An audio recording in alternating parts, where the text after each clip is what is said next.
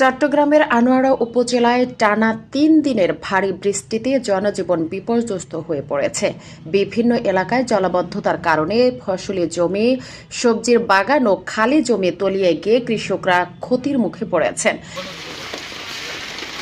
মঙ্গলবার সকালে সরেজমিনে দেখা যায় অনেক সড়কে হাঁটু পানি জমে থাকায় পথচারী ও যান চলাচল ব্যাহত হচ্ছে।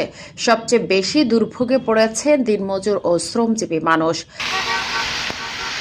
পথচারী সাইফুল জানান, টানা বৃষ্টির কারণে কয়েকদিন ধরে কাজে যেতে না পেরে পরিবার নিয়ে সংকটে পড়েছেন।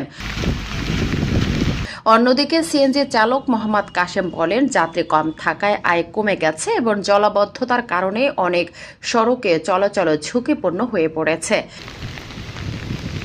স্থানীয়দের আশঙ্কা, দ্রুত পানি নিষ্কাশনের ব্যবস্থা না হলে জলাবদ্ধতা ও দুর্ভোগ আরও বাড়বে।